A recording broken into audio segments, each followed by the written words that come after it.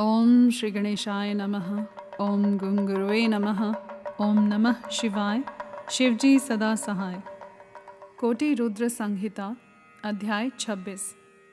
पत्नी सहित गौतम की आराधना से संतुष्ट हो भगवान शिव का उन्हें दर्शन देना, गंगा को वहाँ स्थापित करके स्वयं भी स्थिर होना, देवताओं का वहाँ बृहस्पति के सिंह राशि पर आने पर गंगा जी के विशेष महात्म्य को स्वीकार करना, गंगा का गौतमी या गोदावरी नाम से और शिव का त्र्यंबक ज्योतिर्लिंग के नाम से विख्यात होना तथा इन दोनों की महिमा। सूत जी कहते हैं, पत्नी सहित गौतम ऋषि के इस प्रकार आराधना करने पर संतुष्ट हुए भगवान शिव वहाँ शिवा और प्रमथ गणों के साथ प्रकट हो गए। तदंतर प्रसन्न हुए कृपा निधान शंकर ने कहा, महामुने, मैं तुम्हारी उत्तम भक्ति से बहुत प्रसन्न हूँ, तुम कोई वर मांगो। उस समय महात्मा शंभु के सुंदर रूप को देखकर आनंदित हुए गौतम ने भक्ति भाव से शंकर को प्रणाम करके उनकी स्तुति की। लंबी स्तुति और प्रणाम करके दोनों हाथ जोड़कर वे उनके सामने खड़े हो गए और बोले, देव, मुझे निष्पाप कर दीजिए। भगवान शिव ने कहा, मुने, तुम धन्य हो, कृतकृत्य हो और सदा ही निष्पाप हो। इन दुष्टों ने तुम्हारे साथ छल किया। जगत के लोग तुम्हारे दर्शन से पाप रहित हो जाते हैं, फिर सदा मेरी भक्ति में तत्पर रहने वाले तुम क्या पापी हो? मुने, जिन दुरात्माओं ने तुम पर अत्याचार किया है वे ही पापी, दुराचारी और हत्यारे हैं। उनके दर्शन से दूसरे लोग पापिष्ठ हो जाएंगे। वे सब के सब कृतघ्न हैं, उनका कभी उद्धार नहीं हो सकता। महादेव जी की यह बात सुनकर महर्षि गौतम मन ही मन बड़े विस्मित हुए। उन्होंने भक्तिपूर्वक शिव को प्रणाम करके हाथ जोड़ पुनः इस प्रकार कहा। गौतम बोले, महेश्वर, उन ऋषियों ने तो मेरा बहुत बड़ा उपकार किया। यदि उन्होंने यह बर्ताव न किया होता तो मुझे आपका दर्शन कैसे होता? धन्य है वे महर्षि जिन्होंने मेरे लिए परम कल्याणकारी कार्य किया है। उनके इस दुराचार से ही मेरा महान स्वार्थ सिद्ध हुआ है। गौतम जी की यह बात सुनकर महेश्वर बड़े प्रसन्न हुए। उन्होंने गौतम को कृपा दृष्टि से देखकर उन्हें शीघ्र ही यों उत्तर दिया। शिवजी बोले, विप्रवर, तुम धन्य हो, सभी ऋषियों में श्रेष्ठतर हो। मैं तुम पर बहुत प्रसन्न हुआ हूँ। ऐसा जानकर तुम मुझसे उत्तम वर मांग लो। गौतम बोले, नाथ, आप सच कहते हैं, तथापि 5 आदमियों ने जो कह दिया या कर दिया वह अन्यथा नहीं हो सकता। अतः जो हो गया सो रहे। देवेश, यदि आप प्रसन्न हैं तो मुझे गंगा प्रदान कीजिए और ऐसा करके लोक का महान उपकार कीजिए।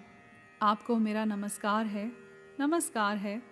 यों कहकर गौतम ने देवेश्वर भगवान शिव के दोनों चरणारविंद पकड़ लिए और लोक हित की कामना से उन्हें नमस्कार किया। तब शंकर देव ने पृथ्वी और स्वर्ग के सारभूत जल को निकालकर, जिसे उन्होंने पहले से ही रख छोड़ा था, और विवाह में ब्रह्मा जी के दिए हुए जल से जो कुछ शेष रह गया था वह सब भक्त वत्सल शंभु ने उन गौतम मुनि को दे दिया। उस समय गंगा जी का जल परम सुंदर स्त्री का रूप धारण करके वहाँ खड़ा हुआ। तब मुनिवर गौतम ने उन गंगा जी की स्तुति करके उन्हें नमस्कार किया। गौतम बोले, गंगे, तुम धन्य हो, कृतकृत्य हो। तुमने संपूर्ण भुवन को पवित्र किया है, इसलिए निश्चित रूप से नरक में गिरते हुए मुझ गौतम को पवित्र करो। तदंतर शिवजी ने गंगा जी से कहा, देवी, तुम मुनि को पवित्र करो और तुरंत वापस न जाकर वैवस्वत मनु के 28वें कलियुग तक यहीं रहो। गंगा जी ने कहा, महेश्वर, यदि मेरा महात्म्य सब नदियों से अधिक हो और अंबिका तथा गणों के साथ आप भी यहाँ रहें, तभी मैं इस धरातल पर रहूँगी। गंगा जी की यह बात सुनकर भगवान शिव बोले, गंगे, तुम धन्य हो, मेरी बात सुनो। मैं तुमसे अलग नहीं हूँ, तथापि मैं तुम्हारे कथनानुसार यहाँ स्थित रहूँगा। तुम भी स्थित हो जाओ। अपने स्वामी परमेश्वर शिव की यह बात सुनकर गंगा ने मन ही मन प्रसन्न हो उनकी भूरी भूरी प्रशंसा की। इसी समय देवता, प्राचीन ऋषि, अनेक उत्तम तीर्थ और नाना प्रकार के क्षेत्र वहां आ पहुँचे। उन सब ने बड़े आदर से जय जयकार करते हुए गौतम, गंगा तथा गिरिशाई शिव का पूजन किया। तदंतर उन सब देवताओं ने मस्तक झुका हाथ जोड़कर उन सब की प्रसन्नता पूर्वक स्तुति की। उस समय प्रसन्न हुई गंगा और गिरीश ने उनसे कहा, श्रेष्ठ देवताओं, वर मांगो। तुम्हारा प्रिय करने की इच्छा से वह वर हम तुम्हें देंगे। देवता बोले, देवेश्वर, यदि आप संतुष्ट हैं और सरिताओं में श्रेष्ठ गंगे, यदि आप भी प्रसन्न हैं, तो हमारा तथा मनुष्यों का प्रिय करने के लिए आप लोग कृपा पूर्वक यहाँ निवास करें।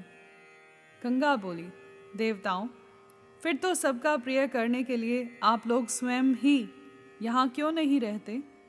मैं तो गौतम जी के पाप का प्रक्षालन करके जैसे आई हूँ उसी तरह लौट जाऊंगी। आपके समाज में यहाँ मेरी कोई विशेषता समझी जाती है, इस बात का पता कैसे लगे? यदि आप यहाँ मेरी विशेषता सिद्ध कर सके तो मैं अवश्य यहाँ रहूँगी, इसमें संशय नहीं है। सब देवताओं ने कहा, सरिताओं में श्रेष्ठ गंगे, सबके परम सुहृद बृहस्पति जी जब जब सिंह राशि पर स्थित होंगे तब तब हम सब लोग यहाँ आया करेंगे, इसमें संशय नहीं है।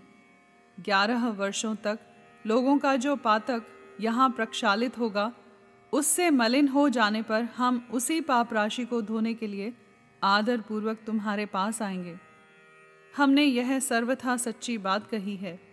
सरिद्वरे महादेवी, अतः तुमको और भगवान शंकर को समस्त लोकों पर अनुग्रह तथा हमारा प्रिय करने के लिए यहाँ नित्य निवास करना चाहिए। गुरु जब तक सिंह राशि पर रहेंगे तभी तक हम यहाँ निवास करेंगे। उस समय तुम्हारे जल में त्रिकाल स्नान और भगवान शंकर का दर्शन करके हम शुद्ध होंगे। फिर तुम्हारी आज्ञा लेकर अपने स्थान को लौटेंगे। सूत जी कहते हैं, इस प्रकार उन देवताओं तथा महर्षि गौतम के प्रार्थना करने पर भगवान शंकर और सरिताओं में श्रेष्ठ गंगा दोनों वहाँ स्थित हो गए। वहाँ की गंगा गौतमी या गोदावरी नाम से विख्यात हुई और भगवान शिव का ज्योतिर्मय लिंग त्र्यंबक कहलाया। यह ज्योतिर्लिंग महान पातकों का नाश करने वाला है। उसी दिन से लेकर जब जब बृहस्पति सिंह राशि में स्थित होते हैं तब तब सब तीर्थ क्षेत्र, देवता, पुष्कर आदि सरोवर, गंगा आदि नदियाँ तथा श्री विष्णु आदि देवगण अवश्य ही गौतमी के तट पर पधारते और वास करते हैं। वे सब जब तक गौतमी के किनारे रहते हैं तब तक अपने स्थान पर उनका कोई फल नहीं होता। जब वे अपने प्रदेश में लौट आते हैं तभी वहाँ इनके सेवन का फल मिलता है।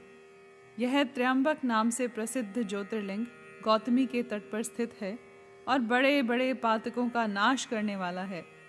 जो भक्ति भाव से इस त्र्यंबक लिंग का दर्शन, पूजन, स्तवन एवं वंदन करता है वह समस्त पापों से मुक्त हो जाता है।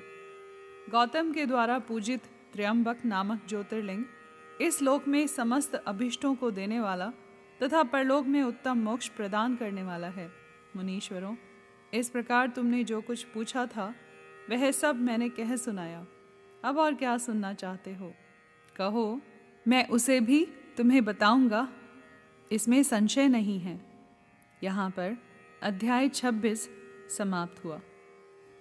कर्पूर गौरम करुणावतारम संसार सारम भुजगेंद्रहारम सदा वसंतम हृदयारविंदे भवम भवानी सहितम नमामि।